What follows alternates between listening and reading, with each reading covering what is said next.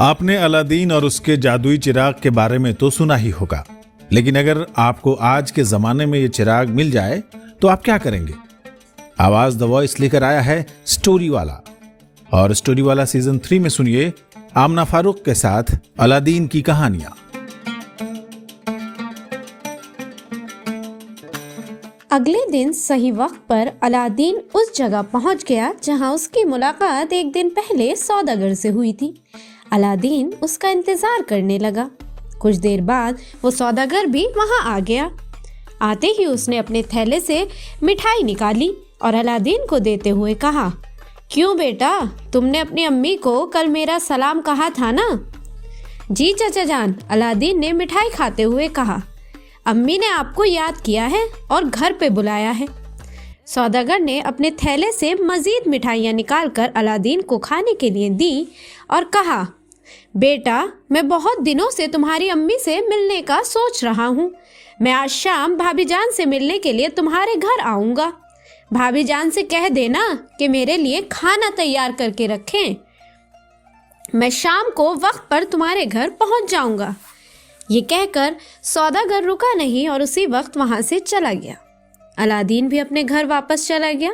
گھر آ کر اس نے اپنی امی کو سب کچھ بتایا اور کہا کہ چچا جان آج شام یہاں آئیں گے، ان کے لیے بھی کھانا پکانا۔ الادین کی امی خوشی سے کھانا پکانے لگی۔ اس نے الادین کے چچا کے لیے اچھے اچھے کھانے کا انتظام کیا تھا۔ الادین کے چچا شام کے وقت وہاں پہنچا۔ آتے ہی اس نے الادین کے والد کے بارے میں بات کرنا شروع کر دی اور اپنے بھائی مصطفیٰ کو یاد کر کے رونے لگا۔ الادین کی ماں بھی اپنے شوہر کو یاد کر کے آنسو بہانے لگی۔ کچھ دیر اسی طرح باتیں کرنے کے بعد کھانے کا وقت ہو گیا۔ چاچا نے کہا، بھائی کی موت کی خبر سے مجھے کھانے کا دل نہیں کر رہا ہے۔ الادین اور اس کی امی نے اسے کھانے پر راضی کیا۔ پھر تینوں اکٹھے کھانا کھانے بیٹھ گئے۔ کچھ دیر میں تینوں نے کھانا کھا لیا۔ کھانا ختم کر کے ادھر ادھر کی باتیں ہونے لگی۔ پھر جیسے ہی رات ہوئی تینوں آرام کرنے لگے۔ تب سوداگر نے الادین سے کہا، میں نے سنا ہے کہ تم کوئی کام نہیں کرتے اور سارا دن بچوں کے ساتھ کھیلنے میں مصروف رہتے ہو، تم پڑھائی کی طرف بھی توجہ نہیں دیتے۔ مجھے یہ جان کر بہت دکھ ہوا کہ تم کچھ کام نہیں کرتے۔ تمہیں کچھ کام ضرور کرنا چاہیے ہے۔ میرے بھائی مصطفیٰ کی روح بہت اداس ہو رہی ہوگی۔ اگر آپ اسے کسی کام میں لگا دیں تو بہت بڑی مہربانی ہوگی، الادین کی امی نے اداس آواز میں کہا۔ میں بھی یہی سوچ رہا ہوں، الادین کے چچا نے کہا۔ اس گاؤں میں کہیں اس کے لیے دکان کھولنے کا سوچ رہا ہوں۔ دوسرے ملکوں میں میرا ریشم کا کاروبار ہے۔ میں اسے وہاں سے نئے ریشم کے کپڑے بھیجوں گا جسے وہ یہاں بیچ کر 4 گنا کما سکے گا۔ میں اسے وقتاً فوقتاً ریشمی کپڑے بھیجتا رہوں گا۔ الادین کی ماں یہ سن کر بہت خوش ہوئی۔ وہ سوچنے لگی کہ اب اللہ نے ہمیں نوازنا شروع کر دیا ہے۔ اب الادین کا مستقبل بھی محفوظ ہو جائے گا اور وہ آوارگی سے بھی بچ جائے گا۔ سوداگر اس رات وہیں رہا۔ وہ الادین اور اس کی ماں کے دلوں میں اس طرح داخل ہوا کہ دونوں اسے اپنے خاندان کا آدمی سمجھنے لگے۔ اگلے دن اس سوداگر نے ان کے گھر کی شکل ہی بدل ڈالی۔ گھر کے لیے درکار ہر چیز بازار سے خرید کر خود گھر میں لایا اور بڑے قرینے سے سجایا۔ وہ بازار سے راشن وغیرہ بھی لایا تھا۔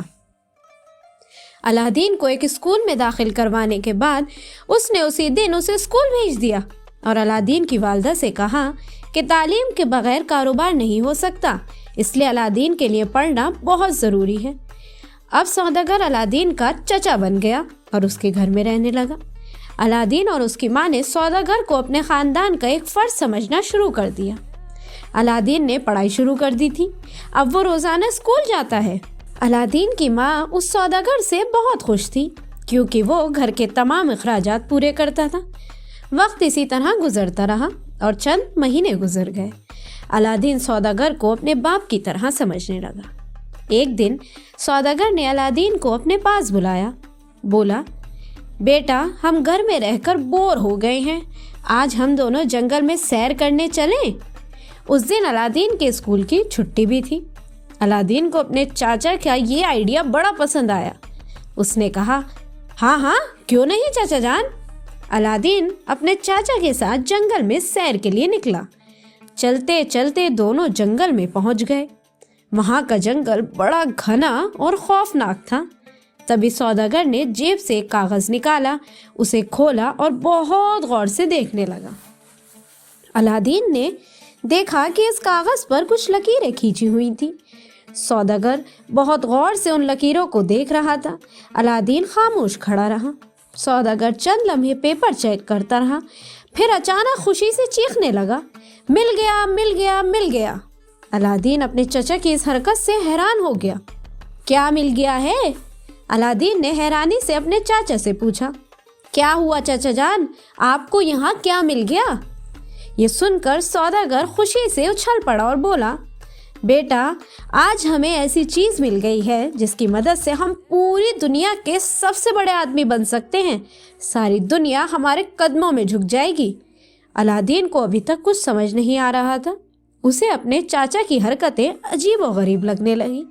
उलझन में उसने पूछा, हम दुनिया के सबसे बड़े आदमी बन जाएंगे, लेकिन वो कैसे?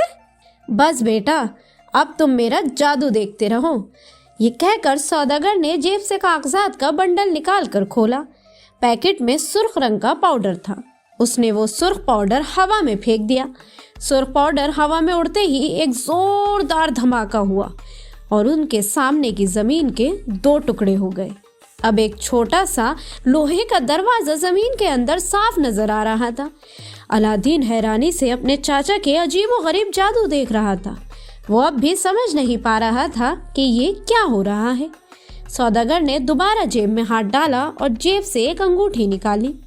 अलादीन को अंगूठी देते हुए उसने कहा कि बेटा, ये अंगूठी पहनो और खुदा को याद करते हुए इस दरवाजे में दाखिल हो जाओ। इस दरवाजे को पार करने के बाद तुम्हें एक खूबसूरत बाग मिलेगा। उस बाग में एक बहुत बड़ा मंदिर है। तुम मंदिर में दाखिल हो जाना। अंदर तुम्हें एक चिराग जलता हुआ नजर आएगा। बगैर किसी हिचकिचाहट के तुम इस चिराग को बुझा देना और उसे अपनी जेब में रख कर फौरन वापस आ जाना। ये अंगूठी तुम्हारी हिफाजत करेगी। उस सुरंग के अंदर जाने की खबर सुनकर अलादीन डर गया। उसने सौदागर से इनकार कर दिया।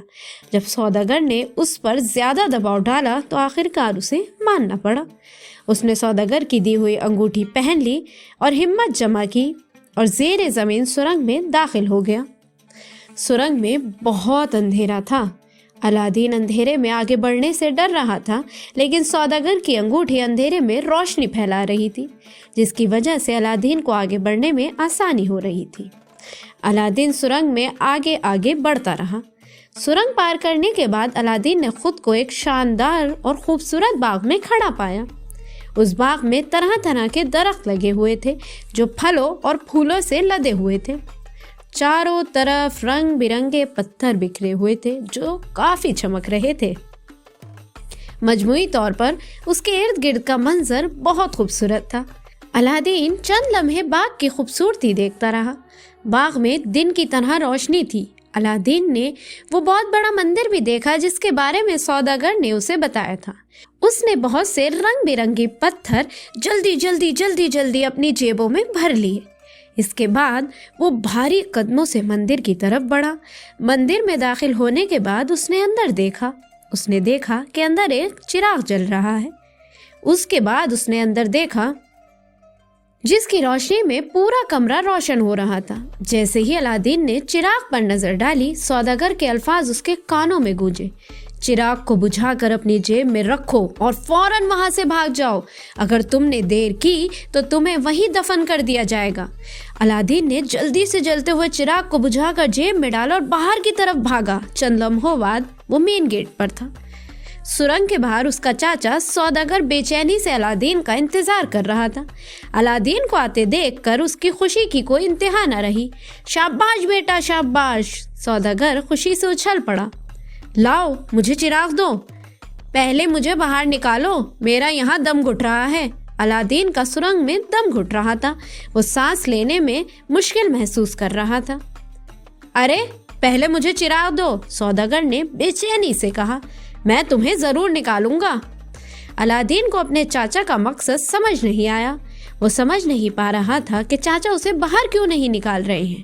الادین کے دماغ میں شک کا کیڑا گھومنے لگا۔ وہ سمجھ گیا کہ کچھ بھی ہو اس چراغ میں کوئی نہ کوئی راز ضرور ہے، ورنہ اس کے چچا اسے اب تک باہر پھینک چکے ہوتے۔ الادین نے سوداگر سے دوبارہ درخواست کی، لیکن سوداگر نے وہی رٹا ہوا جواب دیا کہ پہلے مجھے چراغ دے دو، پھر میں تمہیں نکالوں گا۔ اب الادین کے شک یقین میں بدل گیا۔ وہ سمجھ گیا کہ اس چراغ میں ضرور کوئی راز ہے۔ اس نے فیصلہ کیا کہ وہ پہلے چراغ نہیں دے گا۔ اسے سوداگر کی نیت پر بھی شک ہوا، اس لیے اس نے دو ٹوک آواز میں کہا، اب میں تمہیں چراغ اسی وقت دوں گا جب تم مجھے صحیح سلامت باہر نکالو گے، ورنہ میں تمہیں چراغ کبھی نہیں دوں گا۔ یہ سن کر سوداگر بہت ناراض ہوا، اس کی آنکھیں غصے سے لال ہو گئیں۔ اس نے دانت پیستے ہوئے کہا کہ بے وقوف، مجھے چراغ دے دے ورنہ سرنگ ہی تمہاری قبر بن جائے گی۔ کبھی بھی نہیں، کبھی نہیں، الادین نے اونچی آواز میں کہا، جب تک تم مجھے نہیں نکالو گے تم کو چراغ نہیں ملے گا۔ اب سوداگر اور بھی چڑچڑا تھا، وہ غصے سے لال ہو گیا، دانت پیستے ہوئے بولا، اب تو اس سرنگ میں ہمیشہ کے لیے دفن ہو جائے گا۔ یہ کہہ کر سوداگر نے منتر پڑھنا شروع کر دیا۔ منتر کا جاپ ہونے ہی والا تھا کہ سرنگ کا دروازہ بند ہونا شروع ہو گیا۔ یہ دیکھ کر الادین بڑا گھبرا گیا۔ اس نے چاچا جان، چاچا جان، چاچا جان کو آوازیں لگانا شروع کی، لیکن کوئی فائدہ نہ ہوا اور سرنگ کا دروازہ مکمل طور پر بند ہو گیا۔ الادین اب سرنگ میں دفن ہو چکا تھا۔ پوری سرنگ میں مکمل اندھیرا تھا۔ اس کے بعد الادین کے ساتھ کیا ہوا یہ جاننے کے لیے کریے تھوڑا سا انتظار۔ ملتے ہیں اگلے ایپیسوڈ میں، تب تک کے لیے دیجیے اجازت، اور ایسے ہی دلچسپ کہانیوں کے لیے سنتے رہیے اسٹوری والا۔